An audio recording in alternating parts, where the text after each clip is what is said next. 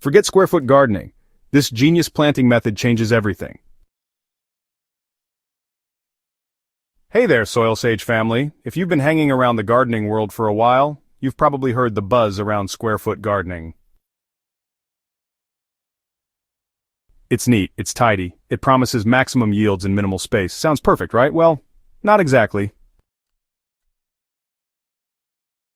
The problem with perfect squares. Square foot gardening became popular because it gives beginners a clear, simple structure. Divide your bed into 1 by 1 foot squares, plant according to spacing charts, and voila, instant garden layout. But here's the truth. Plants don't grow in perfect squares. Nature doesn't work in grids. When I tried square foot gardening in my early days, I loved how organized it looked. But soon, I started noticing problems. My zucchini leaves shaded out neighboring squares, my tomatoes needed more airflow than the rigid spacing allowed, and roots tangled and competed beneath the surface where the grid lines meant nothing. What looked good on paper didn't match how plants actually behaved in the soil. Over time I realized the grid wasn't helping me grow healthier plants. It was holding them back. Nature doesn't use rulers. Take a walk through a thriving forest or wild meadow. You won't find straight lines or even spacing. Plants naturally find their niches, adjusting to microclimates, root zones, and the needs of their neighbors. You know, by forcing a rigid grid, square foot gardening kinda ignores these natural dynamics. Plants, they end up competing more for light, water, and nutrients because their spacing is determined by arbitrary measurements, not by actual plant growth patterns. For example, lettuce and basil can happily cozy up under the partial shade of taller tomatoes, but in a square grid, they might be placed far apart, missing out on the microclimate benefits they'd normally share.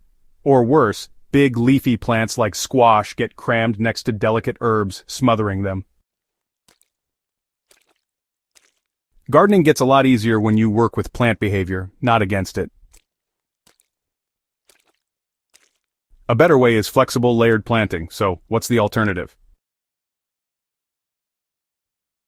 Instead of measuring out squares like a game board, I use what I call flexible layered planting, a method that borrows from companion planting, permaculture, and, well, good old common sense. Here's the basic idea. Think of your garden bed not as a grid, but as a mini ecosystem. You layer plants by height, root depth, and growth habit to maximize space and resources without forcing them into strict patterns. For example, tall plants like tomatoes or pole beans form the upper canopy, providing light shade and vertical growth. Mid-layer plants like peppers, basil, or bush beans fill in the middle zone. Low growers and ground covers like lettuce, strawberries, or nasturtiums spread beneath, keeping the soil cool and moist. And root crops like carrots, beets, or radishes take advantage of the underground layer, growing down rather than out. So this layered system actually mimics natural plant communities. Instead of competition, you get cooperation, plants supporting each other's growth. Pretty cool, right? Why does this work better than squares? Well, there are some serious benefits to ditching the ruler and embracing layered planting. First, you get healthier soil and roots. Plants with different root depths tap into different layers of soil, which reduces nutrient competition and improves soil structure over time.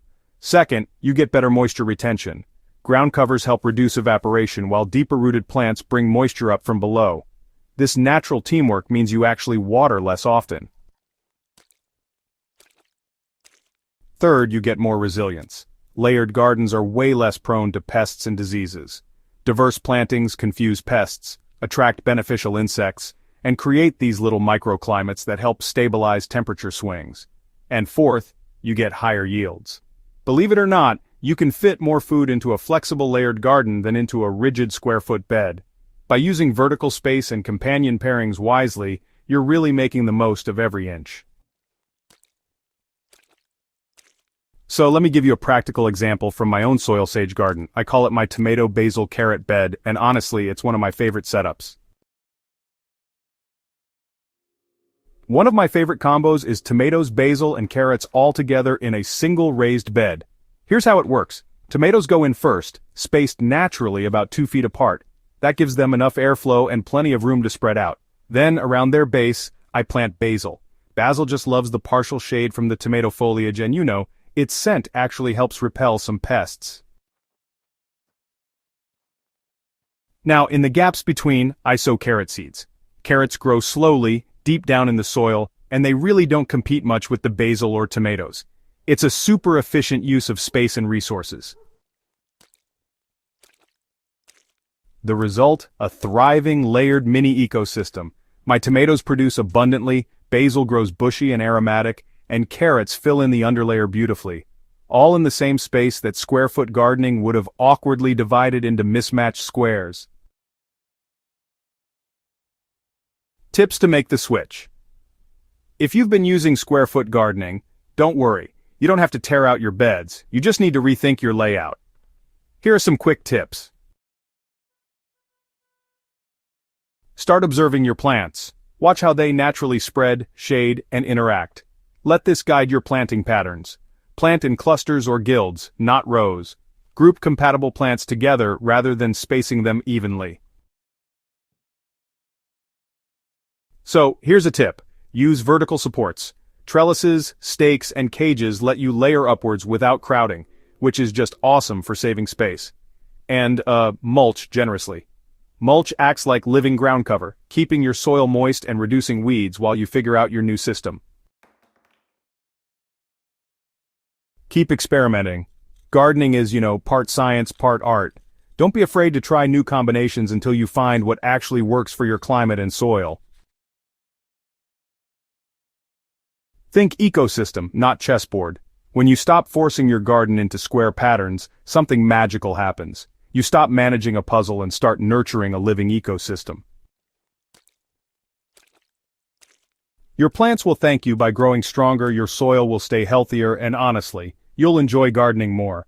There's a sense of creativity and flow that square-foot gardening just doesn't offer. Square-foot gardening had its moment, and for some very small urban spaces, it can still be helpful as a beginner's guide. But for most home gardeners, especially those wanting abundance, resilience, and beauty, it's time to evolve. By shifting toward layered, natural planting, you're working with nature instead of against it. You'll discover a garden that's more productive, more self-sustaining, and more joyful to tend. So if this article got you thinking differently about your garden layout, I'd really love to hear your thoughts. Have you tried layered planting before? And hey, what plant combinations have worked for you? Join the SoilSage movement.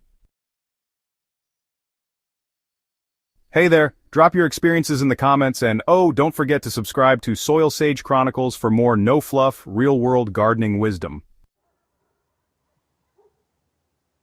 If you found this useful, go ahead and share it with a gardening friend who's still stuck in the square-foot mindset. Let's grow smarter together. Now this isn't just some passing trend, it's an evergreen resource, a time-tested approach that works year after year in any climate for beginners and seasoned gardeners alike. So bookmark it, return to it, and keep experimenting because, the best gardens are always evolving.